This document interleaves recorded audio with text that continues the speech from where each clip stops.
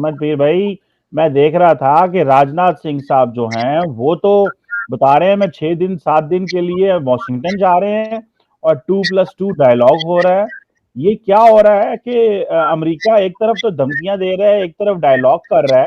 ये हो क्या रहा है? 2+2 डायलॉग बहुत ही इंपॉर्टेंट डायलॉग है। आप देखेंगे हिस्ट्री में भी, एंड हम लोग बाद में भी उस बारे में बात करेंगे, जो जो अचीवमेंट्स रही हैं, बहुत ही महत्वपूर्ण अचीवमेंट्स रही हैं 2+2 डायलॉग की।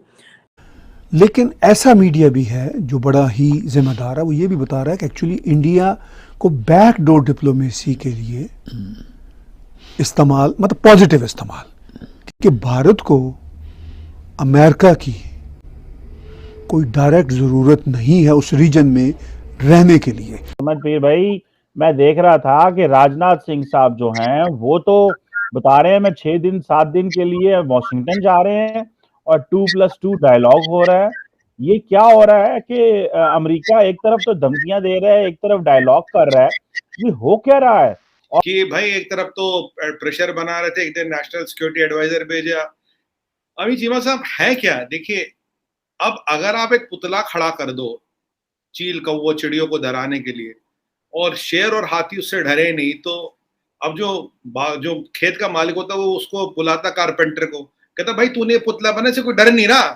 कहता जी क्या करूं बाबूजी। कहता तू जा डरा क्या, जा खुद डरा क्या, अब पुतले से नहीं डरा, तू खुद जा डायरेक्ट जा डरा क्या।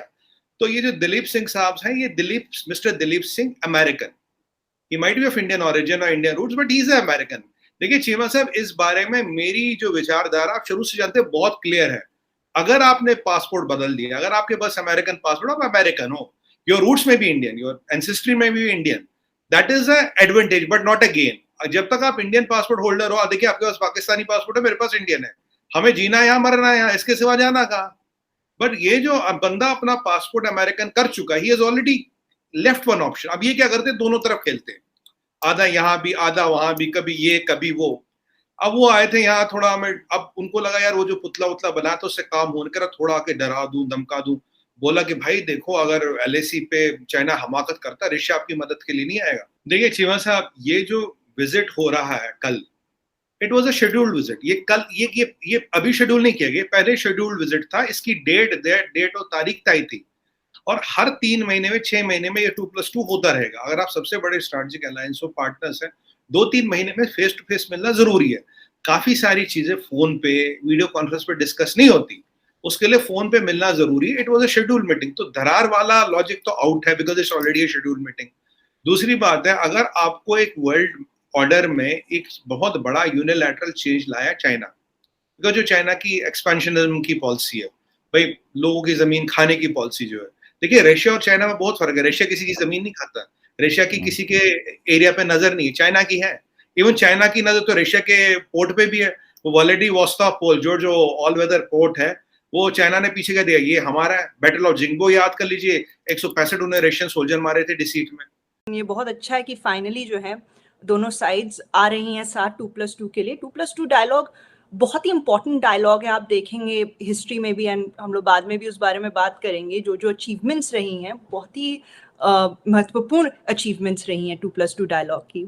जहाँ तक इस डायलॉग की बात है, मेरे ख्याल में कई लोग कह रहे हैं कि जिस परिस्थिति में हो रहा है क्या हो पाएगा, कुछ अचीव भी कर पाएगा, लेकिन मेरे हिसाब से ये बहुत ही सही वक्त पर हो रहा है, क्योंकि इस वक्त जब आप देख रहे हैं कि कुछ तरीके की चीज़ें आ रही हैं, कमेंट्स आ रहे हैं कुछ लोगों से। वैसे तो मुझे लगता है कि जो अपर एचेलॉन्स ऑफ गवर्नमेंट में लोग हैं वो समझ रहे हैं इंडिया की पोजीशन को, इंडिया के इंडिपेंडेंट स्टांस को, लेकिन फिर भी जो थोड़ी बहुत बातें होती हैं ये सब, स्पेशली वॉशिंगटन डीसी में, तो उस नज़रिए से मुझे लगता है ये बहुत अच्छी मैसेजिंग होगी कि जो भी हो जाए, कुछ अगर हमारे बीच में छोटी मोटे मतभेद भी हैं, उसका मतलब ये नहीं कि हमारा जो पूरा का पूरा संबंध है वो उसके नीचे आ जाएगा। तो ये मैसेजिंग के लिए बहुत इम्पॉर्टेंट है, दिखाने के लिए कि कुछ भी हो जाए हम लोग साथ हैं, और मोमेंटम जो है रिलेशनशिप में वो लगातार बरकरार रखेंगे। हर किसी को अंडरस्टैंडिंग होना पड़ेगा इंडिया के स्टांस के बारे में। आप देख लें पूरे क्वाड में सब के सब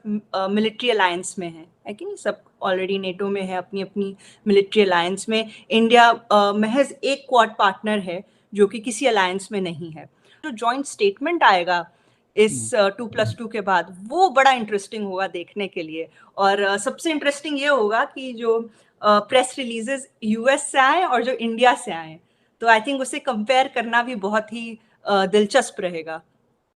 लेकिन ऐसा मीडिया भी है जो बड़ा ही जिम्मेदार है, वो ये भी बता रहा है कि एक्चुअली इंडिया को बैकडोर डिप्लोमेसी के लिए इस्तेमाल, मतलब पॉजिटिव इस्तेमाल, कि भाई हम समझते हैं, और मैं आपको सच्ची बात बताऊं, ये अमेरिका, ये सब समझते हैं कि भाई America is not like Pakistan for instance, right, sorry, India is not like Pakistan, No, that goes without saying. ठीक है, India is not like other small country कि आप कहेंगे तो वो हो जाएगा। ये इन सबको पता है कि इंडिया एक बहुत बड़ी कंज्यूमर मार्केट है, Right. सिर्फ वही नहीं है, एक बहुत बड़ा स्टेक होल्डर है, सिविलाइजेशन है। India is not going to go away anywhere, ठीक है ना। ये सबको अच्छी तरह अंदाजा है।